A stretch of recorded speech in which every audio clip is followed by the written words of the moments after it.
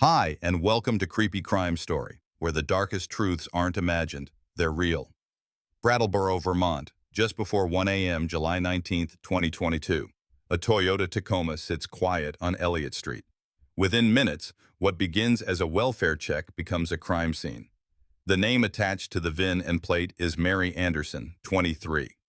2 days earlier, on July 17th, her family in Harvard, Massachusetts reported her missing. The last reliable sighting is July 16th, about 10:30 p.m., leaving a friend's place in Hudson, New Hampshire. From that time forward, her phone offers nothing. No outgoing calls, no replies, no routine pings the family expected to see. For investigators, the silence is not a mystery to debate. It's a measurable gap. Procedure takes over. Units mark the curb, control the lane, and document the truck exactly as found. The first 5 minutes are about containment. Isolate the vehicle, set a tight perimeter, keep foot traffic off the gutter line, and map every approach path. The medical examiner is notified almost immediately. Body-worn cameras capture arrival stamps. A CAD printout locks the discovery time at roughly 12:55 a.m.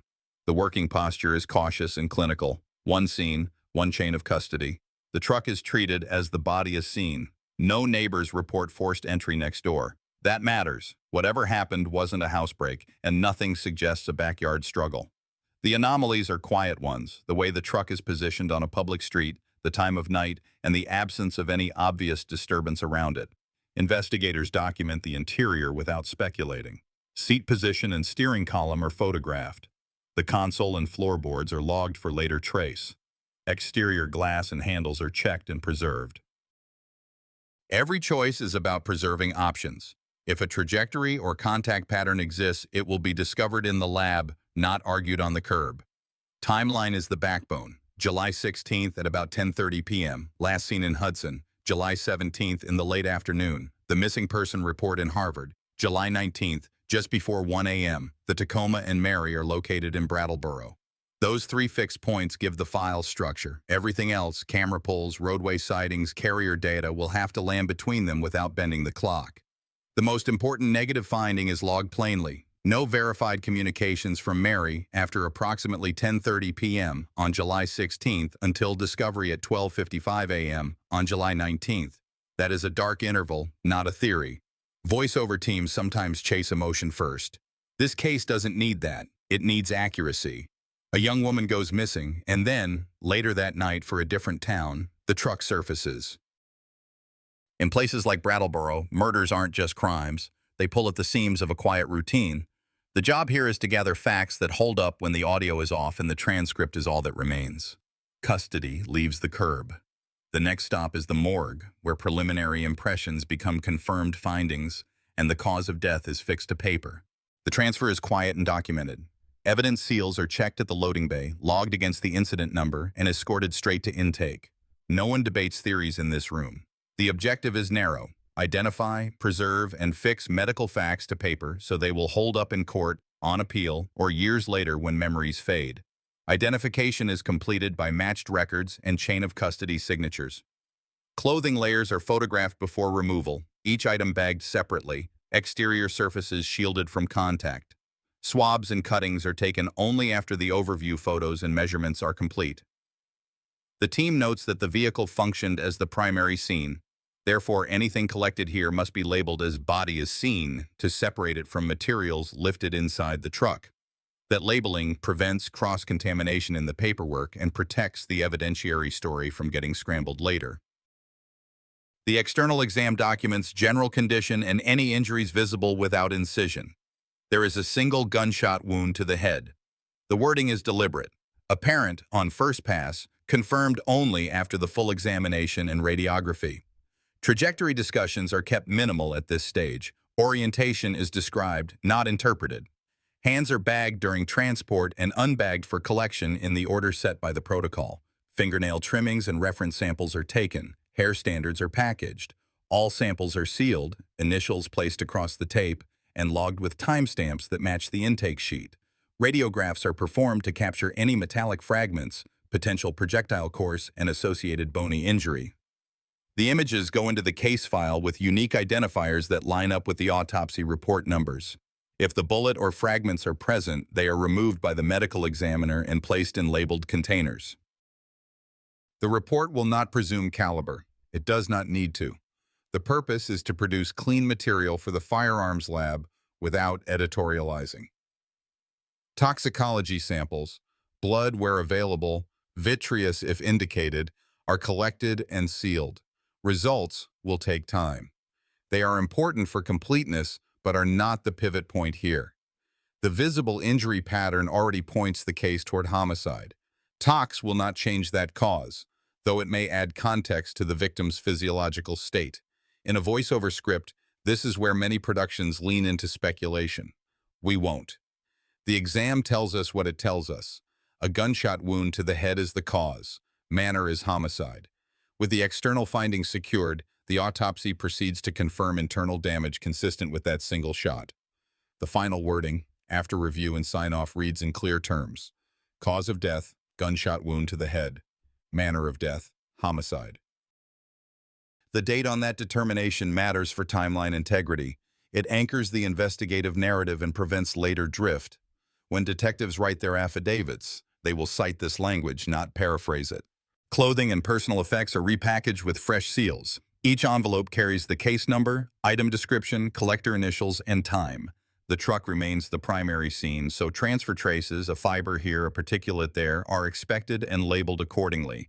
The point is not to make the clothing prove the whole case, it is to preserve every opportunity for later comparisons against the vehicle interior, the console, and any other surfaces already logged by the scene team. Family notification protocols are followed with care. This part is never procedural in the human sense, but the documentation still is. Positive ID, date, time, and the official who performed the notification are recorded. In towns like Brattleboro, murders aren't just crimes. They tear at the fabric of a quiet community. The morgue's task, however, is not to narrate loss. It is to protect the evidence of what was done. Before release, the examiner completes the remarks that will find their way into courts and files. Condition received, seals intact, samples taken, chain maintained, cause and manner stated. Nothing in this section speculates about who pulled the trigger or why. That belongs to investigators, and if a defendant survives to face charges, to a jury. The medical report exists, so the rest of the system has a fixed, reliable core. Two practical consequences flow from this chapter for the field teams. First, the ballistics lab now has clean material to compare if a firearm is ever recovered and submitted. Second, the time window for the fatal injury is constrained by the known last seen stamp and by medical estimation, giving detectives a bracket to test against carrier data, camera times, and travel distances. The science doesn't give them an answer to motive. It gives them a map that cannot be argued with. The examiner signs. Copies are routed to the lead agency with delivery confirmation. One line, unemotional and conclusive, now sits at the center of the file. Gunshot wound to the head, homicide. It's what every subsequent step must respect, no matter how loud rumor gets, no matter how many theories circulate online. With cause and manner fixed, investigators return to the vehicle to itemize traces, verify what belongs to the victim, and isolate anything that doesn't fit. The micro scene inside the truck is next. Elliott Street is reopened to one lane, while the Tacoma remains under a canopy and scene lights. The goal is narrow: document, preserve, and separate what belongs to Mary Anderson from anything that doesn't. Investigators start with photography, overall, mid-range, and tight shots, then a diagram that fixes the vehicle's position to curb, hydrant, and utility pole so proximity can't be argued later. The truck is the single primary scene. Nothing about that changes as work progresses. Gloved hands move in a set order. Touch points are swabbed before anyone attempts latent prints. Door handles, window switches, steering wheel, gear selector, and the tailgate release are prioritized because those surfaces often carry the strongest ridge detail and trace skin cells. Each swab is labeled by location, sealed, and logged. This is about clean chains. When the lab later reports a profile or a no result, it ties back to a line number, not a memory. Interior mapping follows. Seat position and steering tilt are photographed next to a standard ruler. Pedal scuffs are documented. If a person other than Mary operated this truck, those small adjustments sometimes tell it first. Floorboards are vacuumed with single-use filters. Each filter is sealed for later fiber and particulate comparison. The console, cup holders, and passenger footwell are photographed and taped off until trace collection is complete. Technicians avoid interpretive statements. They describe and preserve. A handgun is visible on the center console. It is not handled yet. The existence is recorded as working evidence until ballistics and ownership records say more. Projectile path analysis inside a closed cabin is delicate and strictly non-graphic. ALS is used to search for wipe or secondary spatter patterns that could orient a line through the cabin. Rods are placed only after photography, and notes carefully distinguish between possible and confirmed. The priority is to leave the firearms section with clean, court-ready material if and when a lab exam occurs. Exterior surfaces get the same discipline. The driver's door and tailgate handles are dusted with a magnetic powder that reduces background noise on textured plastic. Latent lift cards are dated, initialed, and sealed. Mirror housings are checked for touch transfer. If someone folded a mirror or adjusted it recently, that's a durable place for oils and ridge detail to sit. Tire tread patterns are photographed in place. If new debris sits in the grooves that doesn't match Elliott Street soil, that will be kept for later comparison with travel corridors. Windows are checked for partial prints and pressure distortions, often found where a hand braced on glass. The windshield interior is scanned under oblique light.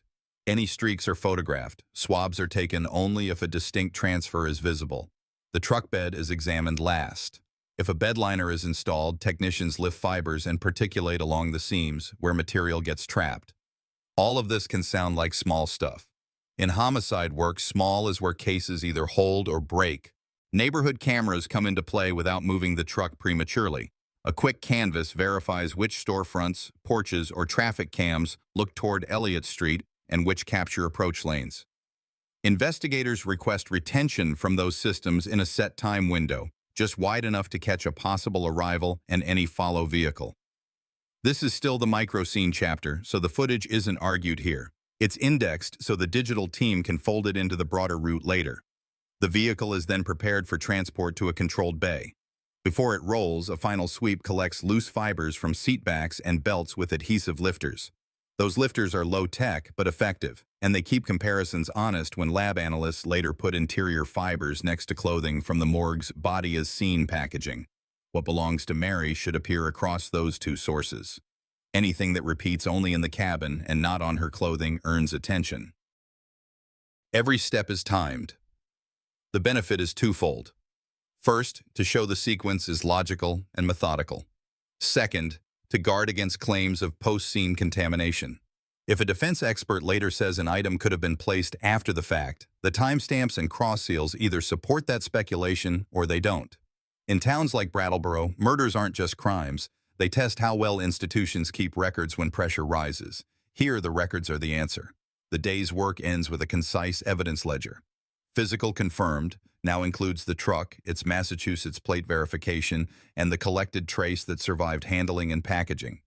Physical working includes the handgun pending ballistics and ownership results, any partial latents awaiting AFI's comparison, and fibers that require microscopy before anyone says what they are. Nothing is upgraded by enthusiasm. Labels change only when results do. Two practical leads walk out of this bay. First, the interior adjustments and touch pattern may indicate who actually drove most recently, which will matter when statements arrive.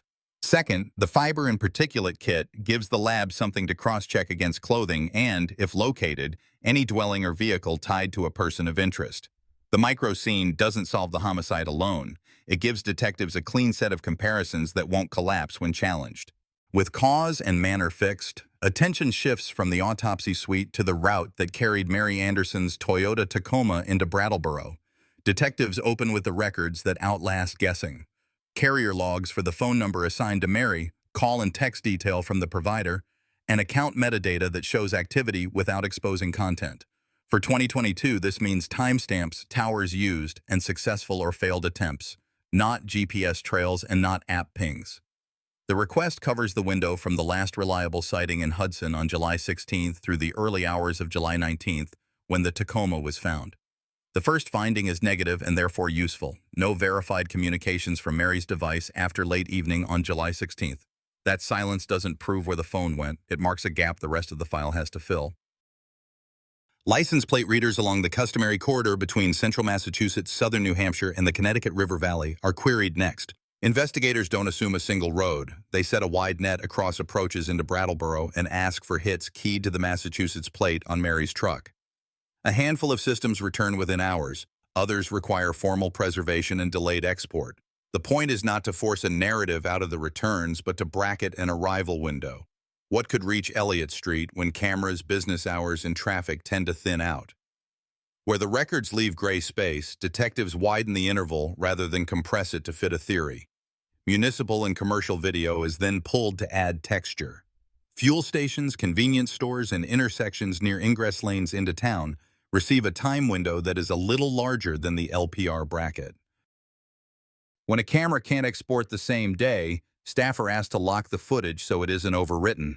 Clerks who do this work every week help investigators translate time settings that drift or devices that record in segments. Each file is logged with the source, the nominal recording time, and any offset discovered during the pull. What matters is that the clock printed on the screen can be reconciled to the actual time on paper. A misset camera can mislead a crime story fast if it isn't corrected before the edit. Inside the vehicle, the micro scene from the prior chapter now informs which digital requests take priority. If the driver's seat and mirror positions suggest a different operator profile than Mary, that detail is enough to push for a faster carrier response on devices known to be active in the same blocks where the truck appears on camera. That is not a dragnet. It's a targeted look at co-located devices within the bracketed window. Any such query is tightly scoped and logged, time, sector, and legal authority, because the reliability of the result depends on how disciplined the request was going in. The phone itself offers a second axis. It is later recovered near West Brattleboro, separate from the Tacoma's final location. That single fact matters more than any speculation about motive. The device and the vehicle split in space. For the digital team, that means two timelines that may touch only at earlier points, one for the truck, one for the phone.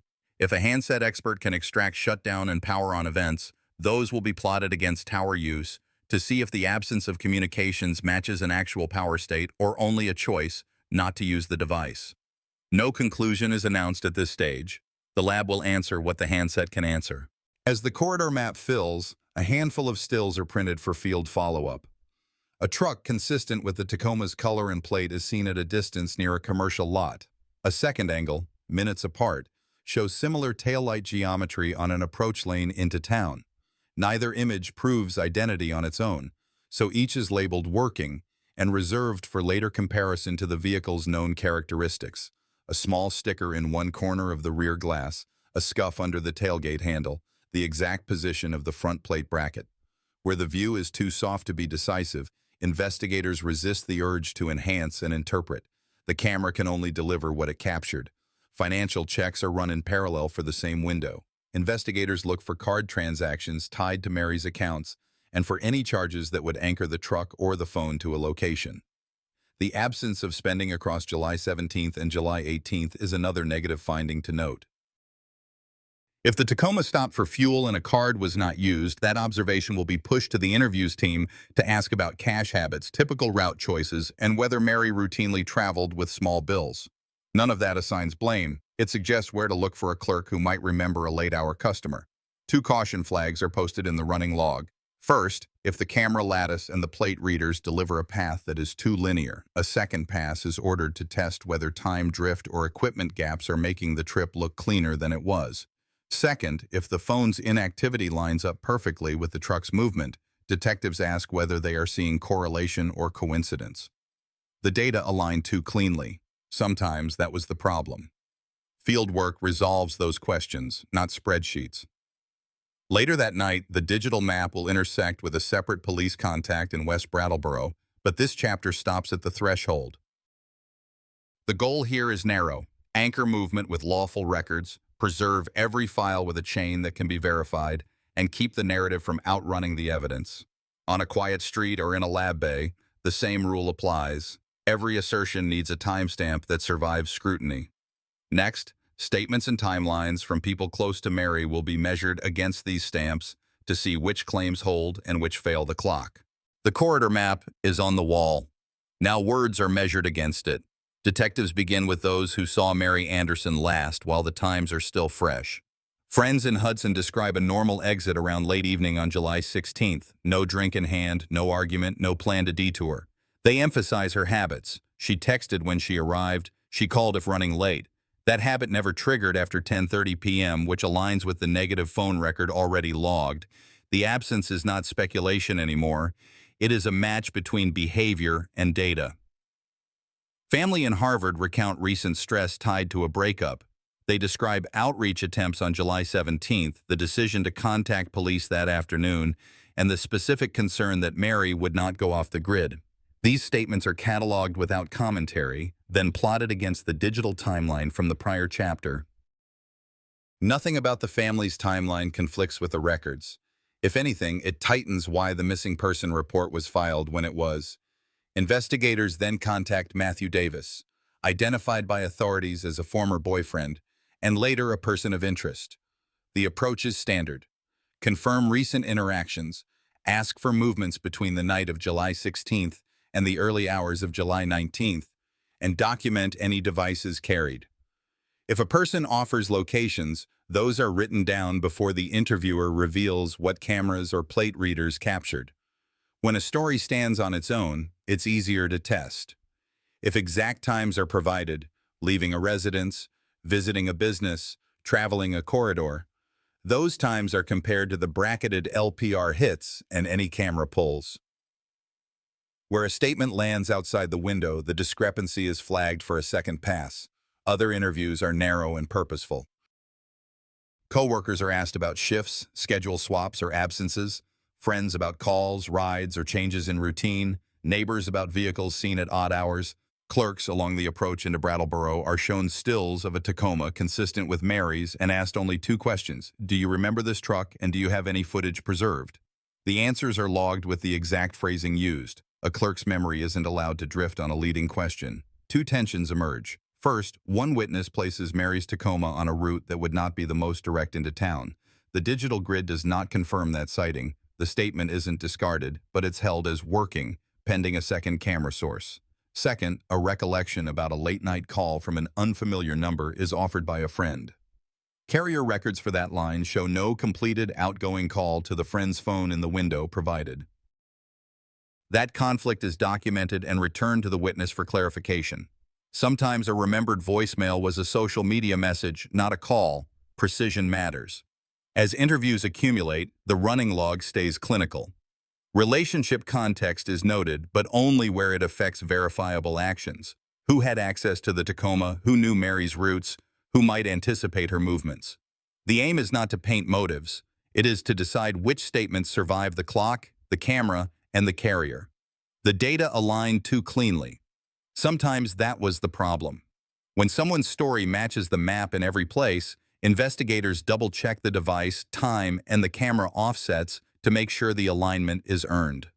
Later that night, follow-ups are scheduled to collect surveillance from any business newly identified in interviews and to recontact those whose timelines conflict with preserved records. The work is incremental, but the direction is forward. Next, procurement and planning, receipts, surveillance hits around specific purchases, and any firearm or travel indicators that can be sourced and dated. With statements measured against the digital map, the next step is simple. Find what was bought, where, and when.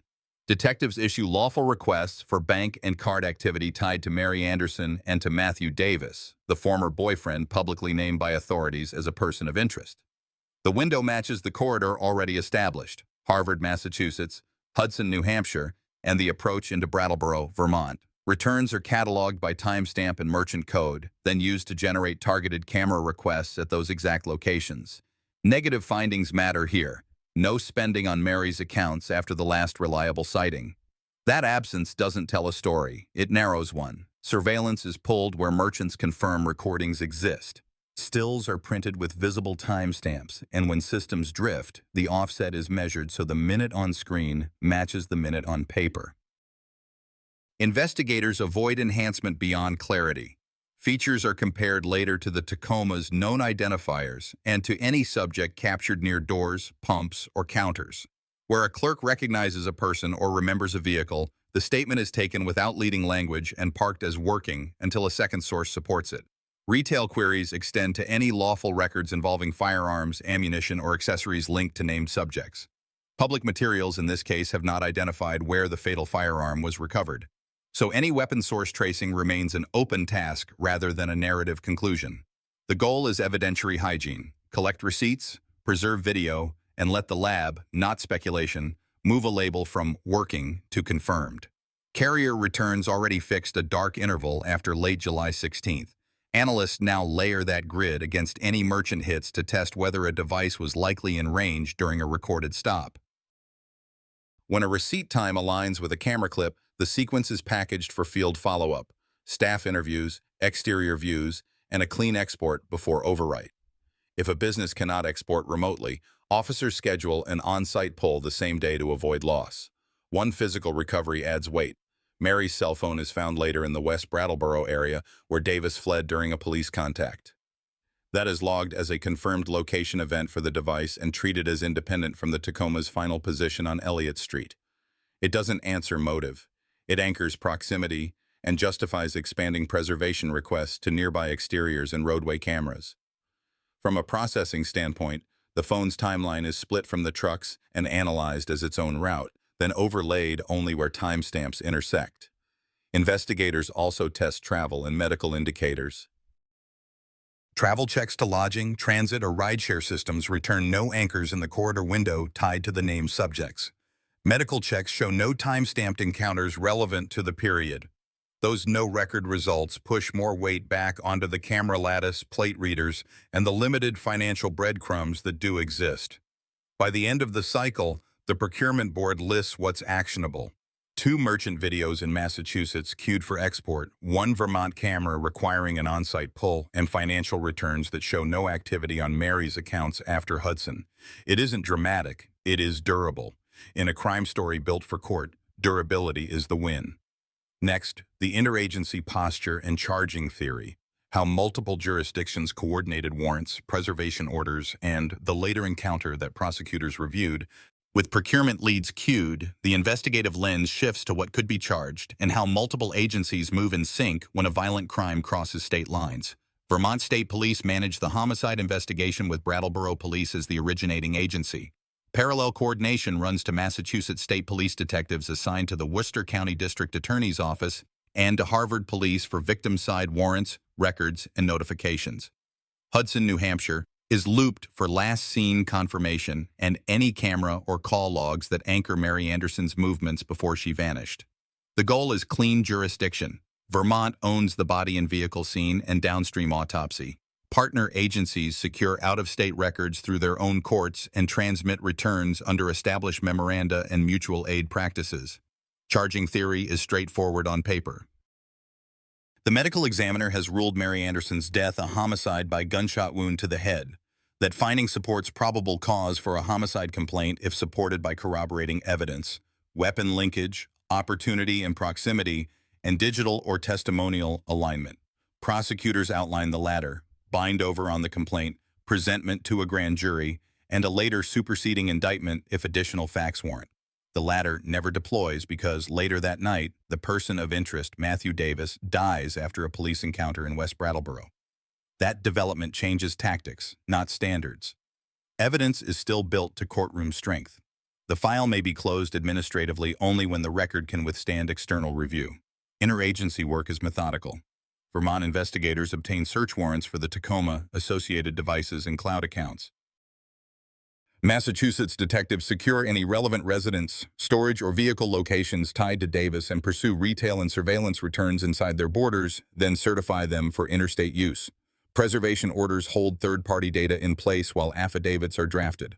Every step is logged against absolute timestamps: when requests issued, when returns received, when exports made, and how integrity was maintained at each handoff. Use of force review is cordoned off from the homicide track.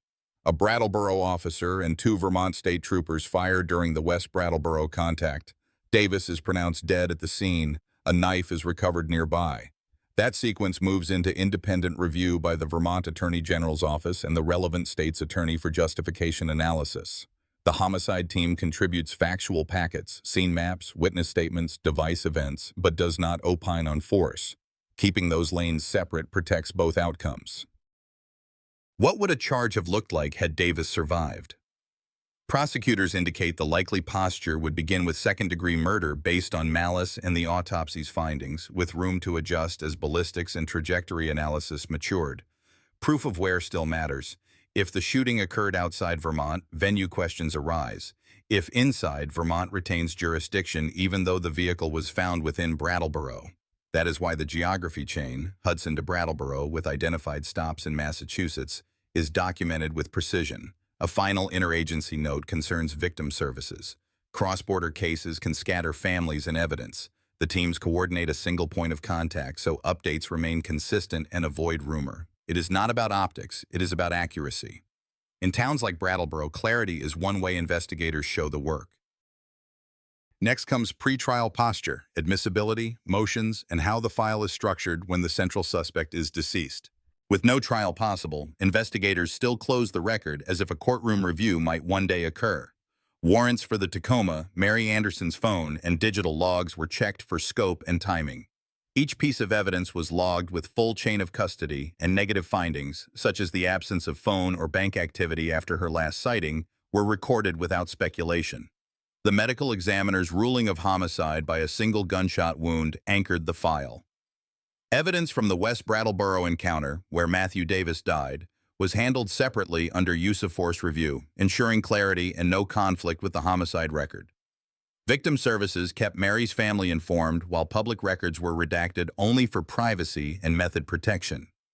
By documenting every timestamp, affidavit, and digital record with care, investigators ensured the case could withstand scrutiny even years later. Accuracy became the final safeguard for both justice and memory. As I close this story, I can't help but reflect on how quickly a single violent choice can destroy two lives and ripple through entire families. True crime isn't only about the investigation, it's about the reminder that relationships, trust, and safety must never be taken for granted. Mary Anderson's death and Matthew Davis's end remind us that prevention, awareness, and community support matter more than we realize. What lessons do you see in this case? Have you ever felt the importance of listening to early warning signs in relationships? If this video touched you, share your thoughts in the comments. Tell me where you're watching from or what stood out to you most. And if you want more real stories that aim not just to inform, but to make us stronger together, please subscribe to the channel so you won't miss the next case.